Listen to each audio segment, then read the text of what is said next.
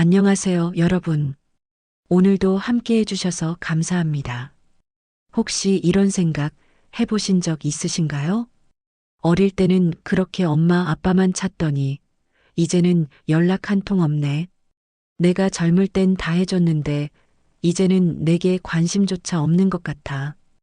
이제는 나도 내 삶을 찾아야 하는 걸까? 자녀를 위해 평생을 바쳤는데 왜 점점 멀어지는 걸까요?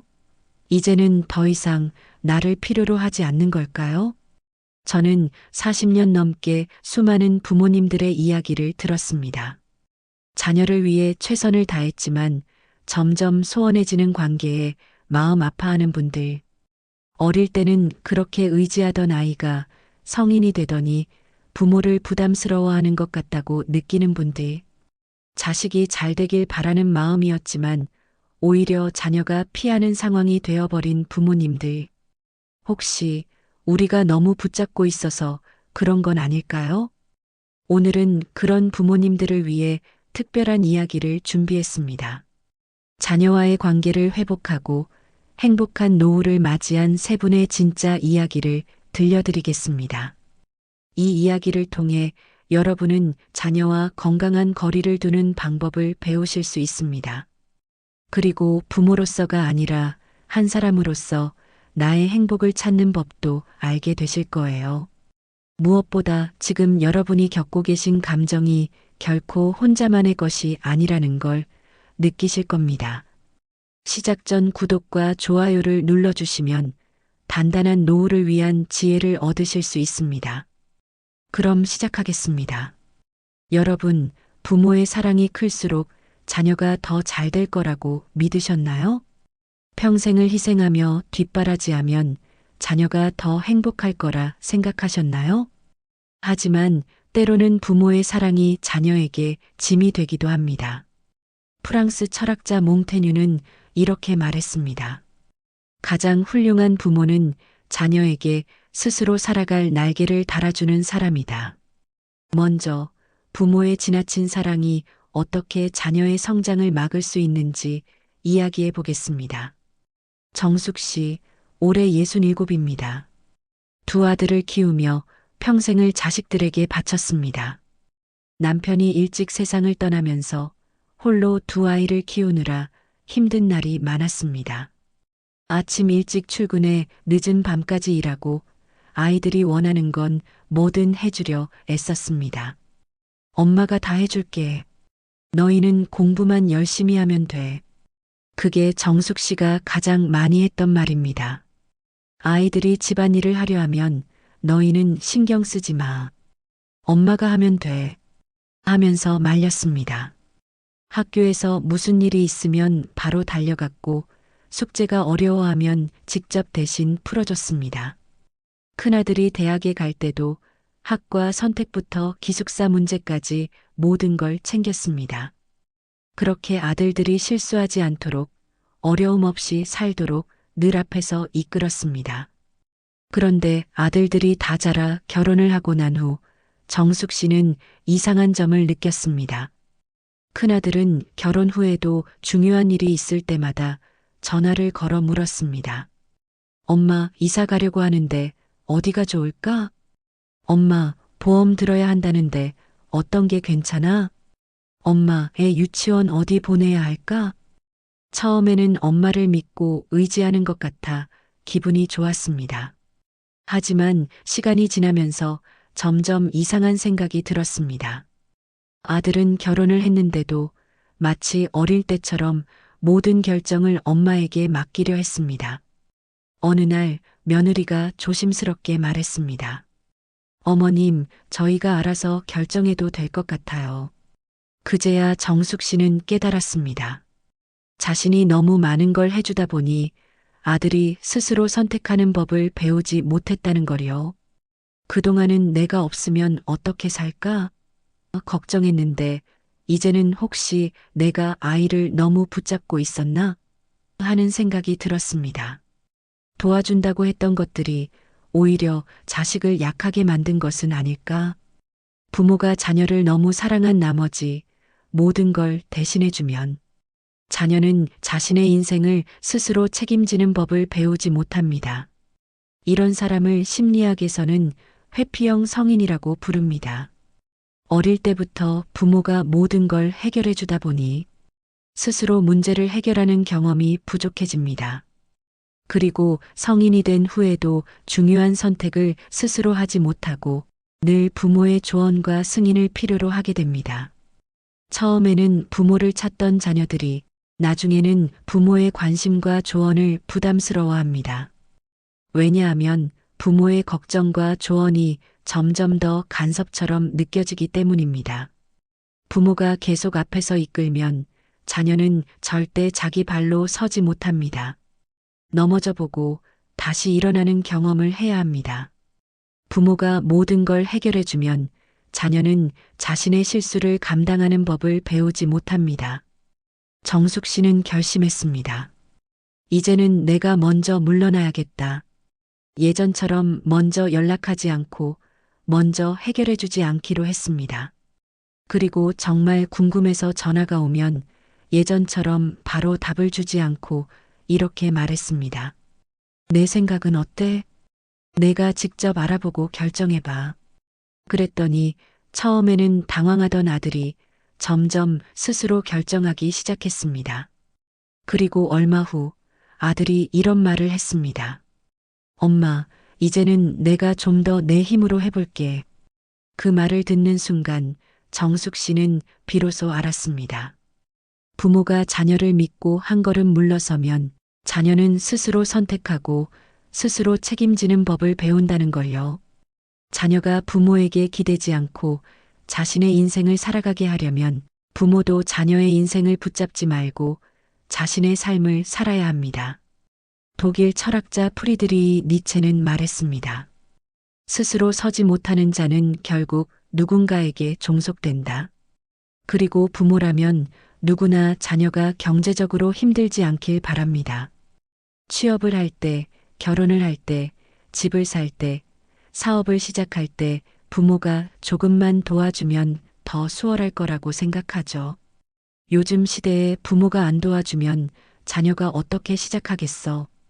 우리 때는 맨손으로 시작했지만 요즘은 다르잖아. 처음에는 자녀를 돕는 것이 당연하고 당장 큰 문제가 없어 보입니다. 하지만 부모의 경제적 지원이 계속되면 자녀는 점점 부모의 도움을 당연하게 여기게 됩니다. 김석훈 씨, 올해 65입니다.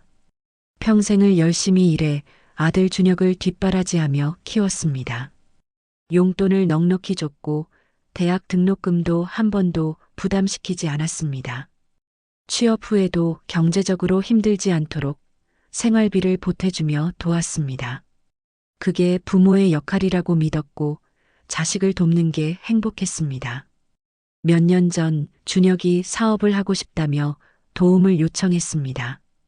아버지, 작은 가게 하나 차려보려고 하는데 보증금이 좀 필요해요. 석훈 씨는 고민 없이 도와줬습니다. 그래, 내가 하고 싶은 거 한번 해봐라. 부모가 도와줘야지. 하지만 1년도 지나지 않아 사업은 망했습니다. 그런데 문제는 여기서 끝이 아니었습니다. 준혁은 사업이 실패한 후 부모를 원망하기 시작했습니다. 아버지가 좀 더 지원해줬으면 성공할 수도 있었는데 처음부터 자금이 부족했어요. 더 도와주셨으면 좋았을 텐데 처음에는 안쓰러웠습니다. 그래서 한 번 더 도와줬습니다. 하지만 몇 달 후 다시 전화를 걸어왔습니다. 아버지, 이번에는 다른 사업을 해보려고 해요. 이번엔 진짜 잘 될 거예요. 조금만 더 도와주시면 안 될까요? 그제야 석훈 씨는 이상한 점을 느꼈습니다.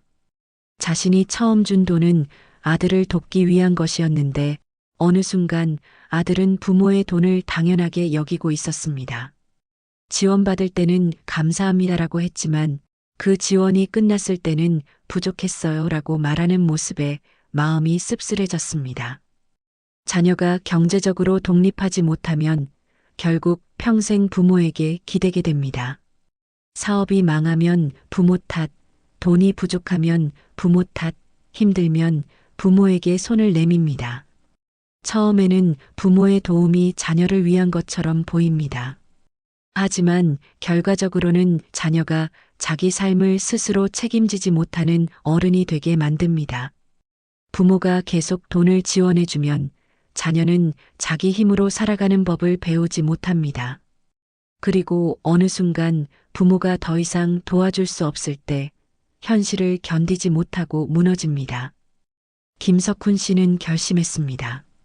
이제는 더 이상 도와주지 않겠다. 어느 날 아들이 다시 전화를 걸어왔습니다. 아버지, 이번에 집을 사려는데 대출금이 부족해요. 좀 도와주시면 안 될까요? 그때 석훈 씨는 조용히 말했습니다. 이제는 내가 내 힘으로 해야 한다. 처음에는 아들이 서운해했고 화도 냈습니다. 아버지가 한 번만 더 도와주시면 안 돼요? 하지만 석훈 씨는 단호했습니다. 내가 스스로 벌고 내가 스스로 해결해야 한다. 이제는 내 삶을 책임질 때가 됐다. 그 이후 준혁은 한동안 연락을 하지 않았습니다. 그런데 몇 년이 지나고 어느 날 전화가 왔습니다. 아버지, 그때 저한테 돈 안 주신 거 지금은 이해가 돼요. 그때 아버지가 또 도와주셨으면 저는 여전히 아버지한테 손 벌리고 있었을 거예요. 그 말을 듣는 순간 석훈 씨는 마음이 편안해졌습니다. 자녀를 위해 평생 돈을 벌었지만 정말 자녀를 돕는 방법은 끝없는 지원이 아니라 스스로 서게 하는 것이었구나. 부모가 자녀에게 줄 수 있는 최고의 선물은 돈이 아니라 스스로 설 수 있는 능력을 길러주는 것입니다. 부모가 끝까지 경제적 지원을 하면 자녀는 끝까지 어립니다. 부모가 모든 걸 대신 해결해주면 자녀는 절대 독립하지 못합니다. 부모의 돈이 자녀의 인생을 책임질 수 없습니다. 이제 부모는 자녀의 경제적 지원을 멈춰야 합니다. 하지만 지원을 멈추는 것만으로 충분할까요? 경제적 도움 없이도 자녀가 건강하게 독립할 수 있으려면 부모는 어떤 태도를 가져야 할까요? 가장 중요한 것은 부모가 자녀의 인생을 대신 살지 않는 것입니다. 다음은 부모의 욕심을 자식에게 강요하지 않기입니다.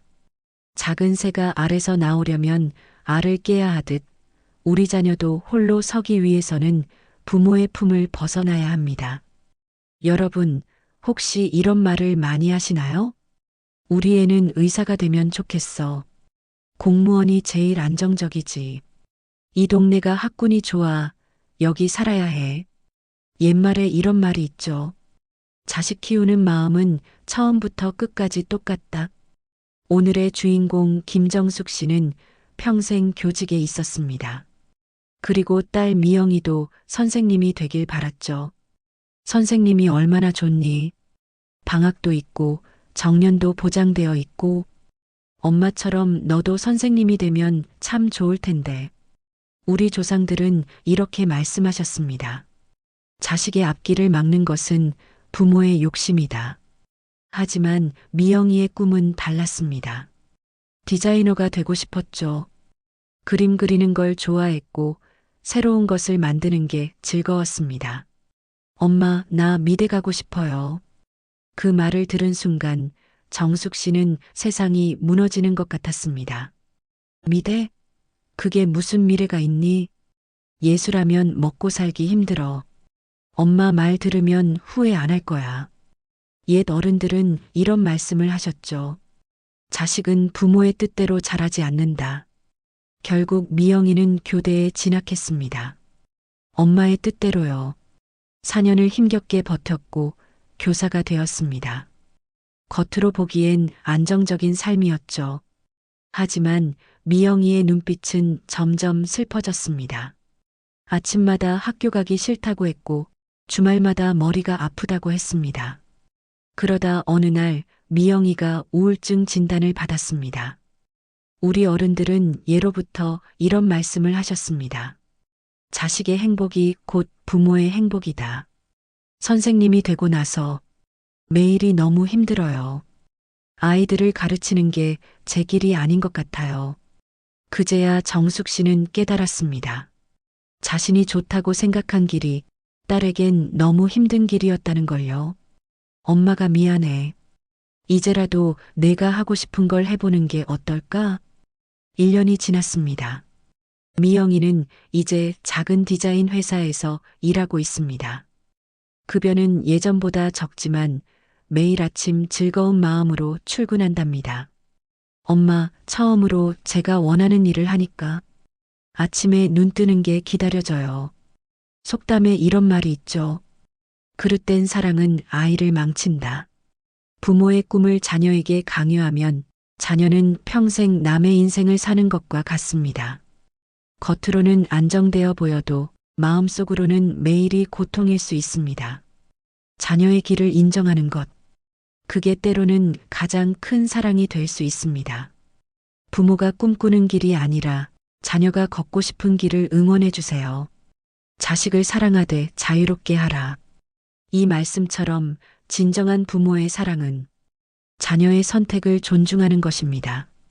자녀가 자신만의 길을 찾을 수 있도록 이제는 한 걸음 물러서야 할 때입니다. 우리 어른들은 이런 말씀을 하셨죠. 쥐면 모래도 빠져나가고 놓으면 쇠도 잡을 수 있다. 이번 이야기의 주인공 이영순 씨는 올해 73입니다. 아들과 길 건너 5분 거리에 삽니다. 20년 전 남편과 사별하고 평생을 아들만 바라보며 살았죠. 매일 아침 6시 아들에게 전화를 겁니다. 밥은 먹었어? 약은 챙겼니? 오늘 날씨 추우니까 따뜻하게 입고 가. 점심때가 되면 또 전화를 합니다. 점심은 뭐 먹었어? 챙겨 먹긴 했니? 저녁이면 또 전화를 하죠. 퇴근했어? 지하철 사고 났다던데. 택시 타고 와. 45 아들 준호는 이제 중학생 아들을 둔 가장입니다. 하지만 영순 씨 눈에는 여전히 어린아이로 보입니다. 며느리는 10년째 이런 시어머니가 부담스러웠습니다. 시어머니의 전화를 받지 않으면 집으로 찾아오고 찾아와서는 집안 구석구석을 살피며 잔소리를 하니까요. 어머님, 저희가 알아서 할 수 있어요. 난 그냥 걱정돼서 그래. 내가 어떻게 알겠어. 그러던 어느 날 준호가 쓰러졌다는 연락이 왔습니다. 과로와 스트레스로 인한 급성 위염이었죠. 영순 씨는 곧장 병원으로 달려갔습니다. 하지만 준호의 얼굴은 예전과 달랐습니다. 엄마, 제발 그만하세요. 전 이제 다 컸어요. 매일 전화하고 챙기고. 그게 저한텐 너무 큰 스트레스예요. 직장에선 부장 자리에서 책임져야 할 게 많고 집에선 아빠로서 할 일이 있는데 엄마까지 매일 이러시니 숨이 막혀요. 그 말을 들은 영순 씨는 그 자리에 주저앉고 말았습니다. 자신의 과한 사랑이 아들을 병들게 했다는 걸 깨달은 거죠. 밤새 병실에서 아들을 지켜보며 생각했습니다. 내가 정말 아들을 위해 이러는 걸까? 아니면 나의 외로움을 아들에게 기대는 걸까? 우리 조상님들은 이렇게 말씀하셨습니다. 사랑할 줄도 알지만 놓을 줄도 알아야 한다. 다음 날 영순 씨는 조용히 집으로 돌아왔습니다. 그리고 처음으로 문자를 보냈습니다. 아들아, 이제야 알겠다. 엄마가 너무 욕심부렸구나. 이제는 내 인생을 살아라. 엄마는 이제 너를 믿는다. 그 후 영순 씨는 달라졌습니다. 매일 걸던 전화를 일주일에 한 번으로 줄였고 불시에 찾아가던 방문도 미리 약속을 하고 가게 됐습니다. 대신 그 시간에 동네 문화센터에 등록했습니다. 노래교실도 다니고 스마트폰 교실도 배우고 처음으로 자신만의 시간을 가지기 시작했죠. 그러자 놀라운 일이 일어났습니다. 오히려 아들이 먼저 연락해 오기 시작한 거예요. 엄마, 노래교실 잘 다녀오셨어요? 엄마, 이번 주말에 저희 집에서 식사해요. 어머님, 요새 젊어지신 것 같아요. 자녀를 놓아주니 오히려 자녀가 더 가까이 다가왔습니다. 매일 불안한 마음에 확인하고 챙기던 그때보다 서로가 더 행복해진 것 같았습니다. 자녀를 놓아주는 것, 그것은 결코 포기가 아닙니다. 더 큰 사랑을 위한 용기이자 서로의 행복을 위한 새로운 시작입니다. 지금까지 우리는 여러 부모님들의 이야기를 들어보았습니다. 그렇다면 이제 자녀와의 건강한 관계를 위해 우리가 실천할 수 있는 지혜들을 정리해 보겠습니다. 최근 60대 이상 부모님 1000명을 대상으로 한 조사에서 흥미로운 결과가 나왔습니다. 자녀와 가장 행복한 관계를 유지하고 있다고 답한 부모님들의 공통점이 있었습니다. 첫째, 하루에 한 번 이상 전화하지 않았습니다. 일주일에 1-2번 정도가 가장 이상적이었죠. 매일 전화하는 부모보다 적당한 거리를 두는 부모가 자녀와 더 돈독했습니다. 둘째, 자신만의 취미 생활이 있었습니다. 운동, 그림, 여행 등 자신만의 시간을 가진 부모님들은 자녀와의 대화 주제도 더 풍부했고 자녀들도 더 자주 연락해왔다고 합니다. 셋째, 경제적 도움을 최소화했습니다. 성인 자녀에게 정기적으로 용돈을 주는 부모보다 자녀의 자립을 돕는 부모가 더 건강한 관계를 유지했습니다. 우리 어른들은 이런 말씀을 하셨죠. 고기를 주기보다 고기 잡는 법을 가르쳐라. 여기서 우리가 배울 수 있는 중요한 교훈이 있습니다. 첫 번째 교훈, 적당한 거리가 사랑을 키웁니다. 매일 확인하고 걱정하는 것이 사랑이 아닙니다. 서로를 믿고 기다리는 것이 더 큰 사랑입니다. 두 번째 교훈, 행복한 부모가 좋은 부모입니다. 자녀만 바라보며 사는 것은 자녀에게도 부담입니다. 부모가 자신의 행복을 찾을 때 자녀도 편안해집니다. 세 번째 교훈, 자립이 진정한 사랑입니다. 계속 도와주는 것이 능사가 아닙니다. 스스로 설 수 있게 하는 것이 진정한 부모의 사랑입니다.